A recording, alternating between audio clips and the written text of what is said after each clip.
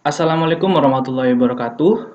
Halo teman-teman semuanya, semoga kalian sehat selalu dan terhindar dari wabah penyakit corona yang saat ini melanda kita.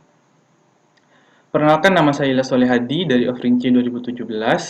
Di sini saya merupakan salah satu anggota dari kelompok 10 yang akan membahas tentang tinjauan geohistory, lokasi dan lenyapnya ibu kota Majapahit di Jawa Timur. Assalamualaikum warahmatullahi wabarakatuh. Perkenalkan, nama saya Gus Abdul Wahid dari Pendidikan Sejarah Ofrince 2017. Di sini saya merupakan salah satu anggota dari kelompok 10 yang akan membahas tentang tinjauan geohistori lokasi dan lenyapnya ibu kota kerajaan Majapahit di Jawa Timur. Halo teman-teman, Assalamualaikum warahmatullahi wabarakatuh. Perkenalkan, nama saya Afifah Aulia dari kelompok 10. Untuk pertama, kami mohon maaf kepada Pak Pras dan juga teman-teman dikarenakan kondisi yang tidak memungkinkan sekarang karena virus corona sedang merebak dengan luas. Jadi kami tidak bisa membuat video secara di dalam satu tempat. Jadi kami membuat video ini secara terpisah di 3 tempat yang berbeda, yaitu di rumah kami. Mohon maaf untuk sebelumnya. Lalu silakan selanjutnya kepada teman saya yang akan menjelaskan bab pertama. Silakan Ilyas.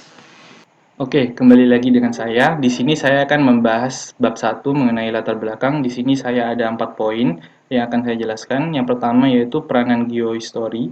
Geohistory di sini merupakan ilmu yang menyelidiki, membahas, dan menetapkan peranan alam dalam sejarah. Nah, peranan di sini maksudnya adalah geohistory merupakan salah satu cara dalam pengkajian sejarah untuk membahas mengenai hal-hal yang tidak dijelaskan dalam bukti-bukti tertulis. Nah, geohistory di sini juga akan menjelaskan mengenai alam merupakan salah satu faktor dalam yang mempengaruhi dalam kehidupan atau peradaban manusia. Yang kedua, di sini ada kajian kerajaan Hindu-Buddha di Nusantara, keberadaannya banyak tercatat dalam babat, kitab, dan prasasti. Nah, salah satu contoh dari kerajaan Hindu-Buddha di sini yaitu kerajaan Majapahit. Nah, dari banyak bukti dari keberadaan Majapahit, bukti atau penjelasan dari keberadaan Majapahit itu dalam babat, kitab. Nah, contohnya yaitu dari kitab Kakawin Nagara Katagama. Contohnya seperti itu. Nah, yang ketiga di sini yaitu ada kajian runtuhnya kerajaan Majapahit. Nah, dari banyaknya kajian keruntuhan Majapahit, ada 3 faktor yang sangat mempengaruhi yaitu politik, internal kerajaan, dan alam. Nah, dari banyaknya kajian dari runtuhnya Majapahit, di sini masuk ke poin keempat yaitu keruntuhan kerajaan Majapahit ditinjau dari segi geohistori. Nah, di sini kelompok kami tertarik untuk membahas mengenai kerajaan Majapahit ditinjau dari segi geohistori. Nah, untuk selanjutnya yaitu rumusan masalah dan tujuan. Nah, yang pertama untuk rumusan, di sini kami ada 3 yaitu bagaimana persebaran dan kondisi situs-situs ibu kota kerajaan Majapahit di Trowulan. Yang kedua, bagaimana kondisi geografi dari ibu kota kerajaan Majapahit pada saat itu. Yang ketiga, bagaimana hubungan kejadian alam dengan lenyapnya ibu kota kerajaan Majapahit. Nah, untuk tujuannya di sini ada 3 juga, yaitu mengetahui awal mula letak ibu kota kerajaan Majapahit. Yang kedua, mengetahui kondisi geografi dari ibu kota kerajaan Majapahit. Yang ketiga, mengetahui hubungan kejadian alam dengan lenyapnya ibu kota kerajaan Majapahit. Nah, untuk selanjutnya yang bab 2, yang pertama untuk kajian teori yaitu ada unsur-unsur kebudayaan. Nah, di sini kelompok kami menganut dari Kunchoro-Ningrat. Terdapat 7 unsur kebudayaan yaitu bahasa, sistem pengetahuan, organisasi, sistem peralatan hidup dan teknologi, sistem mata pencarian, dan sistem religi. Yang terakhir yaitu ada kesenian. Nah, dari ketujuh unsur ini, kelompok kami akan menggunakan sistem pengetahuan dan sistem peralatan dan teknologi. Nah, dari kedua unsur itu memiliki hubungan yang dapat mengkaji mendalam mengenai keruntuhan Majapahit ini. Nah, dari kedua unsur itu saling berkaitan dikarenakan dengan adanya pengetahuan maka manusia dapat menciptakan berbagai alat maupun teknologi untuk digunakan dalam kehidupan sehari-hari. Namun, dalam makalah ini, meskipun menggunakan dua unsur kebudayaan, kami memfokuskan dari kedua tersebut, yaitu pada sistem peralatan dan teknologi, untuk mengkaji secara mendalam dari peninggalan-peninggalan masa Kerajaan Majapahit. Nah, selain itu, pembahasan ini akan menjelaskan bagaimana kondisi alam telah menghancurkan teknologi-teknologi tersebut, yaitu candi, situs-situs pemukiman, dan lain-lain pada masa Kerajaan Majapahit saat itu. Ya, baik, saya selanjutnya akan menjelaskan tentang teori peradaban. Teori peradaban atau dimensi peradaban ini terdiri dari 4 dimensi, yaitu yang pertama dimensi kebentukan, yang kedua dimensi keruangan. Dalam dimensi keruangan ini masih terbagi menjadi 3, yaitu dimensi keruangan skala makro, skala semi mikro, dan skala mikro. Yang ketiga yaitu dimensi waktu, dan yang keempat dimensi struktural. Berdasarkan dimensi-dimensi yang telah dijelaskan tadi, dalam kajian ini kami menggunakan dimensi keruangan skala mikro. Skala mikro ini dipilih karena peristiwa yang mencakup wilayah yang kecil, yakni terbatas pada wilayah ibu kota Kerajaan Majapahit, yang mana ibu kota tersebut menjadi pusat dari Kerajaan Majapahit itu sendiri. Salah satunya yaitu teori determinasi lingkungan. Terdapat beberapa konsepsi yang menjelaskan tentang hubungan lingkungan dan kebudayaan, yaitu konsepsi tersebut terdiri dari pertama determinasi lingkungan, yang kedua posibilisme lingkungan, yang ketiga ekologi kebudayaan, yang keempat model ekosistem, yang kelima model aktor, dan yang keenam model multisistem. Dalam teori ini kami menggunakan teori determinasi lingkungan, bahwa determinasi lingkungan itu sendiri menjelaskan bahwa kebudayaan merupakan hasil produk lingkungan fisik yang terdiri dari topografi, lingkungan geografis, iklim, dan sumber daya alam. Selanjutnya yaitu bab 3, paparan data dan pembahasan. Yang pertama yaitu kondisi situs-situs di ibu kota Kerajaan Majapahit di Trowulan. Sebelum saya menjelaskan tentang persebaran situs-situs di Trowulan, saya akan menjelaskan tentang peta lokasi ibu kota Kerajaan Majapahit. Peta lokasi ibu kota Kerajaan Majapahit ini terletak di Trowulan. Dugaan tersebut didasari oleh karena letak Trowulan yang strategis yang dapat dilalui oleh jalur darat maupun jalur air. Selain itu, Trowulan berada di daerah yang relatif datar dan berada di tengah kota-kota tetangga seperti Pasuruan, seperti Singasari, seperti Daha, dan kota-kota lainnya. Hal itu sangat memungkinkan terjadinya kontak antara daerah-daerah tersebut, baik untuk kepentingan perdagangan, sosial budaya, maupun kepentingan politik. Selain itu, Trowulan juga terletak berdekatan dengan kota-kota pelabuhan pantai utara Jawa Timur, seperti Gresik, Surabaya, dan Pasuruan. Selain karena letaknya yang strategis, penentuan lokasi ibu kota Kerajaan Majapahit di Trowulan ini juga didasari oleh banyaknya situs-situs yang ditemukan di sekitar Trowulan. Adapun situs-situs tersebut meliputi yang pertama yaitu Candi Tikus. Candi Tikus ini terletak di Dukuh Dinuk, daerah Desa Temon, Kecamatan Trowulan, Kabupaten Mojokerto. Candi ini semula terkubur dalam tanah, terkubur dalam tanah berupa gundukan tanah. Lalu penggalian dari gundukan tersebut dilakukan berdasarkan laporan dari Bupati Mojokerto pada saat itu, yaitu Kromojoyo Adinegoro. Bupati ini termasuk bupati yang concern dalam peninggalan situs sejarah. Nama tikus itu sendiri diberikan karena sebelumnya candi tersebut yang berupa gundukan tanah ini merupakan sarang tikus. Lalu candi tikus ini dahulunya merupakan sebuah petirtaan. Hal tersebut didasari karena adanya kolam di situs tersebut. Ini candi tikus, bisa dilihat di sini. Kami datang pada keadaannya waktu musim hujan, jadi ini agak terendam oleh air. Yang selanjutnya yaitu Candi Gentong. Candi Gentong ini terletak di Dusun Muteran, Desa Trowulan, Kecamatan Trowulan. Pada awal ditemukannya Candi Gentong ini juga sama dengan Candi Tikus, yaitu teruruk tanah atau tertimbun tanah. Hal itu terkuburnya Candi Gentong ini diperkirakan karena adanya letusan Gunung Anjas-Moro yang menimbulkan tertimbunnya candi tersebut. Yang selanjutnya yaitu Candi Kedaton. Candi Kedaton ini merupakan dua situs yang berada pada satu kompleks di Dusun Kedaton, Desa Sentonrejo, Kecamatan Trowulan, Kabupaten Mojokerto. Candi Kedaton sendiri terletak di sudut area situs ini, di sebelah sana. Lalu berbentuk segi panjang, sedangkan sumur upasnya berada di tengah-tengah area situs.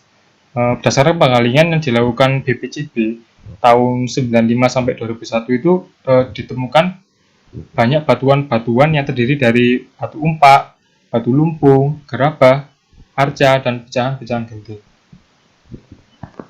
Yang selanjutnya bisa dilihat di sebelah yaitu situs Kumitir. Ini situs Kumitir ini berada atau ditemukan di daerah pertambangan batu bata seperti yang bisa dilihat ini. Situs Kumitir ini tersusun dari bata merah kuno dan berbentuk tembok atau talut kuno ini. Talut kuno ini adalah dinding penahan. Fungsi situs Kumitir yang berupa tembok ini diduga sebagai talut, yaitu untuk mencegah luapan banjir dari Sungai Brangkal.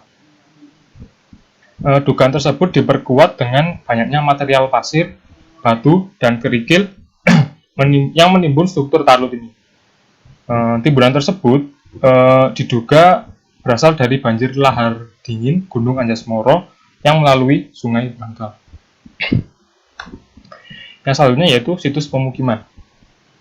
Situs ini terletak di Pusat Informasi Majapahit atau PIM dan masih satu kompleks dengan Museum Trowulan. Situs ini memperlihatkan sisa bangunan yang diyakini sebagai bekas dari rumah-rumah masyarakat pada masa Kerajaan Majapahit. Situs ini ditemukan berada di bawah permukaan tanah seperti yang bisa dilihat ini. Masih berada di bawah permukaan tanah. Lalu situs ini semakin memperkuat hipotesa bahwa Trowulan merupakan ibu kota dari Kerajaan Majapahit. Lalu selanjutnya yang terakhir yaitu kolam segaran ini. Berada di Dukuh Trowulan, Kecamatan Trowulan, Kabupaten Mojokerto. Kolam segaran ini ditemukan pada tahun 1926 dalam kondisi teruruk juga. Luas kolam ini adalah 37 kali 125 meter dengan kedalamannya ini 2,80 meter. Nah, ini adalah peta persebaran situs yang telah saya jelaskan tadi, situs-situs di Trowulan. Yang pertama yaitu Kumitir, Candi Tikus, Sumur Upas, situs pemukiman, kolam segaran, dan Candi Gentong. Berdasarkan pemaparan yang telah saya jelaskan tadi, semua situs-situs yang berada di Trowulan ini kondisi awal ditemukannya itu tertimbun tanah atau tertumpuk tanah berupa gundukan-gundukan. Hal tersebut mengindikasikan bahwa situs-situs tersebut terkena dampak dari bencana alam pada masa itu.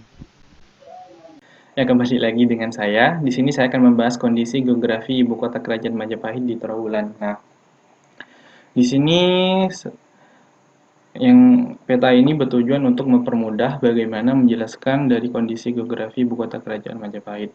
Nah, untuk ibu kota Kerajaan Majapahit diperkirakan menganut dari kitab dari para ratu dan kawin Katagama, di mana Majapahit merupakan kerajaan yang sangat identik dengan hutan, contohnya yaitu hutan teak.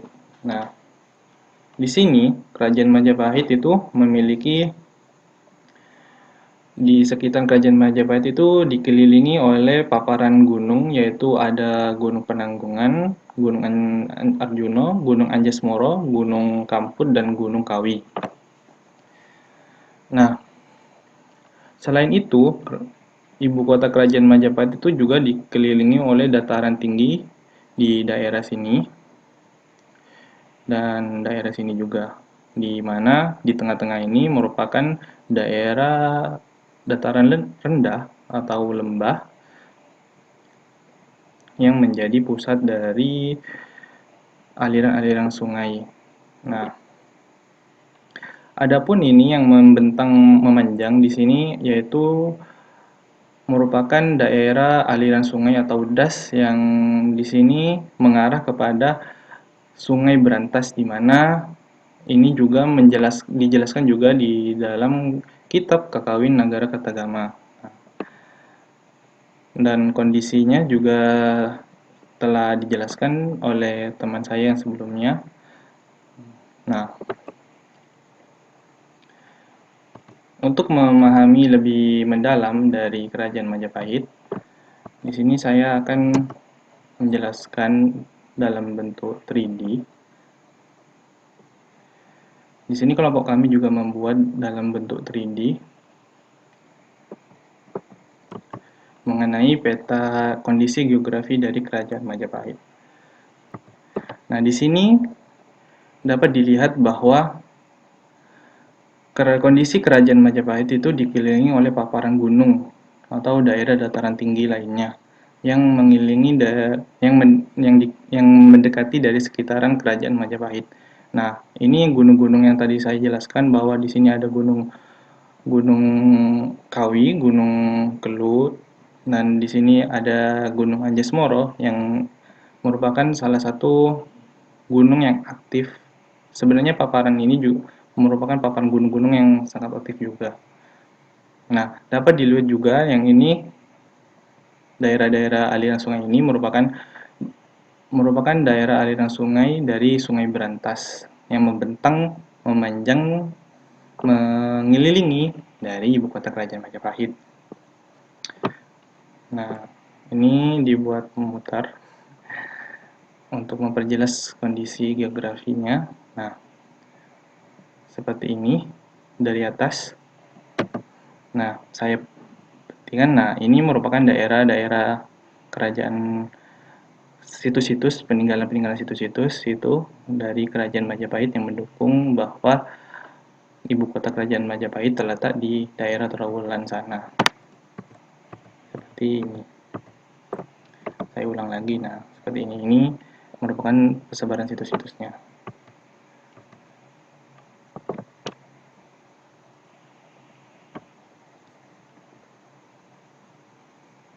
Nah, dapat dilihat. Baik, tadi kan sudah dijelaskan mengenai persebaran situs-situs dan juga kondisi geografi dari ibu kota kerajaan Majapahit yaitu Trawulan.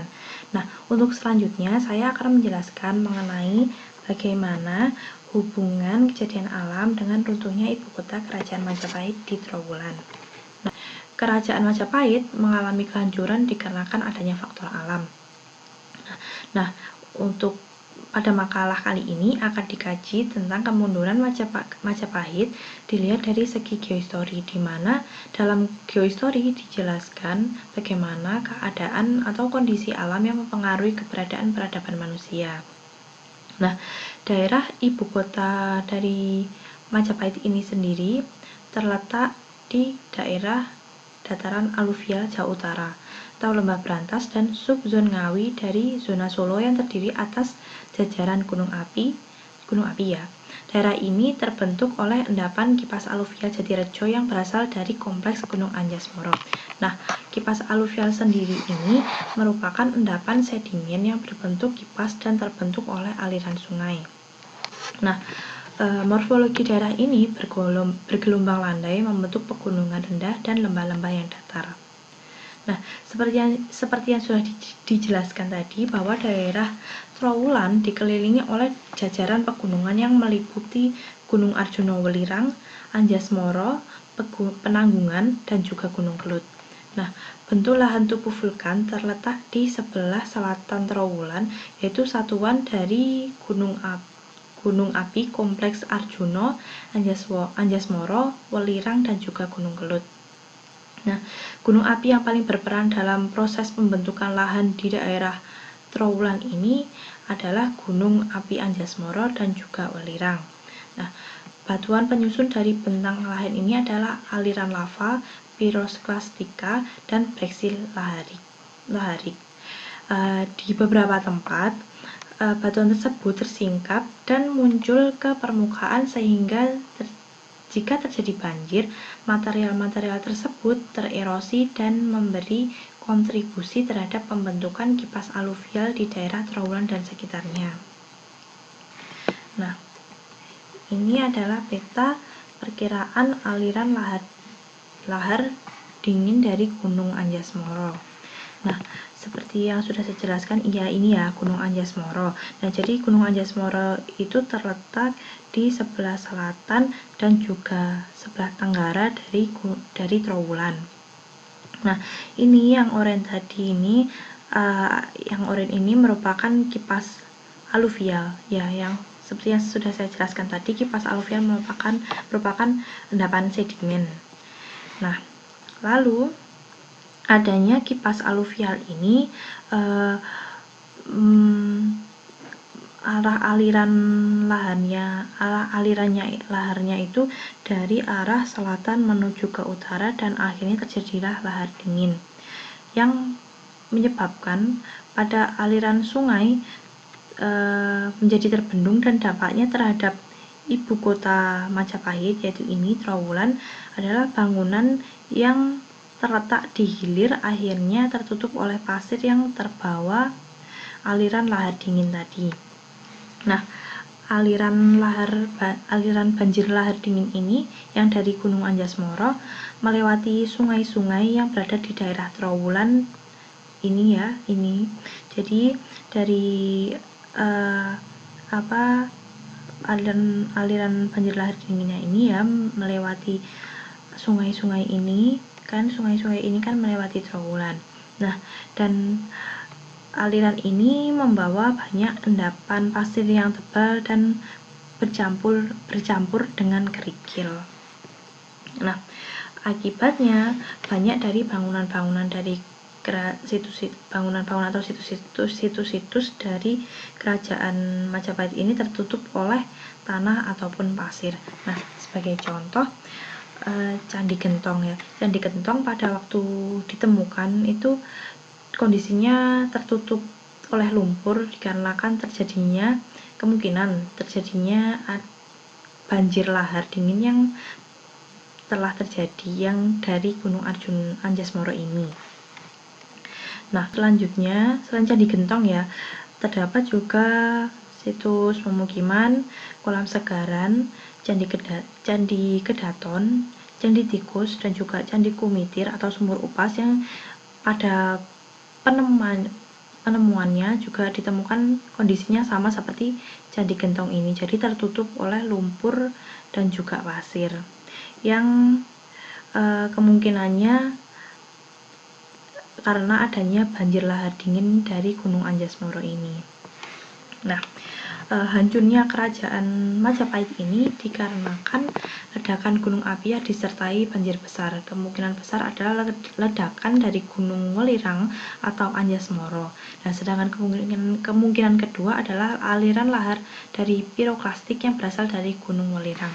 Nah, jadi kemungkinan besar situs-situs ini tertutup pada saat ditemukan kan dalam keadaan tertutup oleh pasir dan juga lumpur. Nah, kemungkinan itu dihasilkan dari banjir lahar dingin yang disebabkan oleh Gunung Anjas-Moro. Nah, selain dilanda banjir lahar dingin, Trowulan juga pernah terjadi penumpukan pasir tufa yang disebabkan oleh letusan gunung api, baik itu yang diendapkan lewat udara maupun lewat air ataupun sungai ya. Nah, dalam sejarah mencatat bahwa pada masa kerajaan Majapahit berdiri telah terjadi 8 kali letusan dari Gunung Kelut atau Kamput ini ya, dan 19 kali letusan Gunung Kamput atau Gunung Kelut ini pada masa akhir dari kerajaan Majapahit.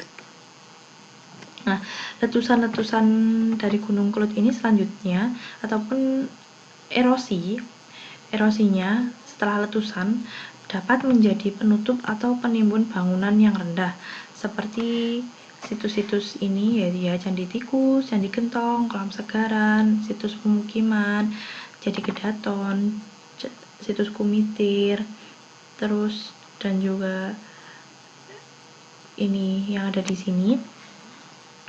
Kemungkinan situs-situs tersebut tertutup oleh letusan yang ditimbulkan oleh Gunung Kamput atau Gunung Kelut ini.